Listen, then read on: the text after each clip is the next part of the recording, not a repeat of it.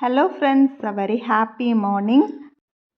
என்னோட இன்னைக்கு காலை வேலை கிச்சனில் ரொம்பவே ரிலாக்ஸ்டான வேலையாக தான் இருந்துச்சு.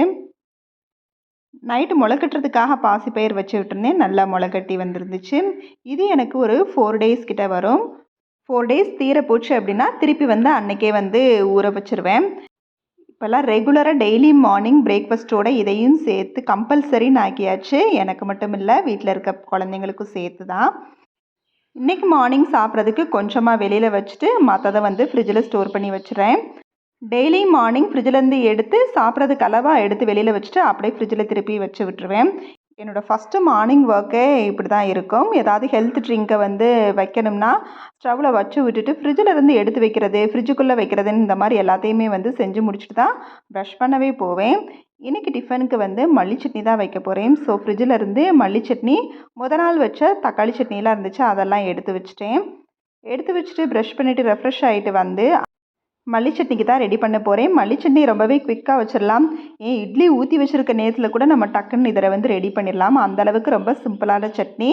மல்லி வந்து எனக்கு வந்து நல்லா ஃப்ரெஷ்ஷாகவே தான் இருந்துச்சு. இதை ஃப்ரிட்ஜில் ஸ்டோர் பண்ணி ஒரு 4 டேஸ் கிட்ட ஆகும். ஆனால் எந்த ஒரு அழுகலும் இல்லை, நல்லாவே ஃப்ரெஷ்ஷாக இருந்துச்சு. இந்த மாதிரி ஸ்டோரேஜ் பாக்ஸ் யூஸ் பண்ணதுலேருந்து எனக்கு மல்லி வந்து எப்போவும் ஃப்ரிட்ஜில் வந்து இருந்துக்கிட்டே தான் இருக்குது. இல்லைனா கவரில் ஸ்டோர் பண்ணி வைக்கிறப்ப மல்லி வந்து நல்லா இருக்கும். ஆனால் 2 நாள்லேயே வந்து இதாயிரும். 2 நாள் கூட அதிகம்தான், ஒரு சில நேரம் அந்தளவுக்கு அழுகலாயிரும். இப்போ தான் மல்லி, புதினா எல்லாமே வந்து அழுகல் இல்லாமல் ஒரு 5 டேஸ் கிட்ட வந்து நல்லா ஃப்ரெஷ்ஷாக இருக்குது. அதுவும் உள்ள டிஷ்யூலாம் போட்டு வச்சிட்டோம்னா ரொம்பவே ஃப்ரெஷ்ஷாக தான் இருக்குது. ஸோ இந்த மாதிரி நீங்கள் ட்ரை பண்ணலைன்னா நீங்களும் ட்ரை பண்ணி பாருங்கள். இப்போ மல்லி சட்னிக்கு தான் ரெடி பண்ணிகிட்ருக்கேன். அதுக்கு ஒரு கடாயில் ஃபஸ்ட்டு எண்ணெய் எதுவும் ஊற்றாமல் உளுந்தை வந்து அப்படியே கொஞ்சம் கோல்டன் ப்ரௌன் ஆகிற வரைக்கும் வறுத்து எடுத்துக்கலாம். அதுக்கப்புறம் அது ஒரு பிளேட்டில் கொட்டிட்டு அதுக்கப்புறம் அதே கடாயில் எண்ணெய் ஊற்றி தேங்காய், பச்சை மிளகாய், இஞ்சி இதை வந்து நல்லா வந்து வறுத்துக்கலாம். அதோட கொஞ்சம் புளியும் சேர்த்துக்கலாம். தேங்காயோட கலர் மாறும். அதே மாதிரி பச்சை மிளகாய் போட்டோன்னே கொஞ்சம் ஸ்டவ் விட்டு கொஞ்சம் தள்ளியே தான் நிற்கணும், இல்லைனா பச்சை மிளகாய் வெடித்து வரும். நல்லா வதக்கி விட்டுட்டு அதுக்கப்புறம் வாஷ் பண்ணி வச்சுருந்த மல்லியையும் கொஞ்சமாக புதினா இலையும் சேர்த்துக்கலாம். மல்லி சட்னி வைக்கிறப்ப கொஞ்சம் புதினாவும் சேர்த்தோம்னா நல்லா ஃப்ளேவராக இருக்கும். மல்லி புதினா போட்டதுக்கப்புறமா லைட்டாக அந்த வாசனை வரவுமே ஸ்டவ் ஆஃப் பண்ணிடலாம், இல்லைனா கலர் சேஞ்ச் ஆயிரும். வதக்கி விட்டு நான் தேங்காய் சட்னி ரெடி பண்ணுறதுக்குள்ளே அதுவும் மாறிடுச்சு. அதையும் கையோடு அரைச்சிட்டேன். இது நைட்டு ஆட்டி வச்ச மாவு காலையில் நல்லா புளிச்சு வந்துருச்சு. எப்போவுமே இட்லி ஊற்றுறப்ப அப்படியே ஃபுல்லாக அடியிலேருந்து மாவை கலக்கி விட்டு ஊற்றக்கூடாது. மேலேயே இப்படியே வந்து நம்ம லைட்டாக தட்டி விட்டோம்னா பார்த்தீங்கனாலே உங்களுக்கு தெரிஞ்சிருக்கும், நல்லா பந்து மாதிரி வரும்.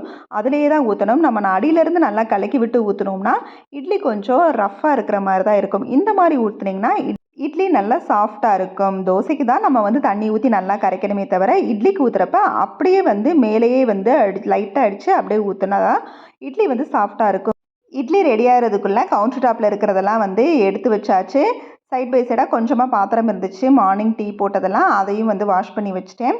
இப்போ சுட சுட இட்லியோட தேசிய கொடி கலரில் ரெட்டு, ஒயிட்டு, க்ரீன்னு வச்சு சட்னி வச்சு சாப்பிட்டாச்சு.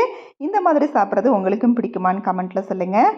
எங்கள் வீட்டில் அடிக்கடி குழந்தைங்க கேட்குறது தேசிய கொடி கலரில் சட்னி வைங்க அப்படின்னு சொல்லி கேட்பாங்க. அதுக்காகவே இதை வந்து அடிக்கடி செய்வேன். சாப்பிட்டு வந்ததும் இருக்கிற பாத்திரத்தை வாஷ் பண்ணிவிட்டு கிச்சன் கவுண்டர் டாப்பை வந்து தொடச்சி விட்டுட்டேன்.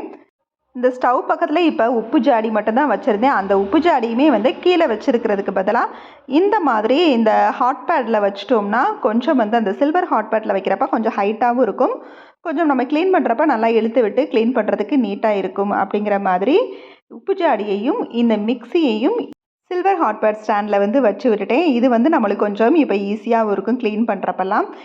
அவ்வளோதான், காலை வேலை முடிஞ்சு கிச்சன் வந்து நல்லாவே க்ளீன் ஆயிடுச்சு.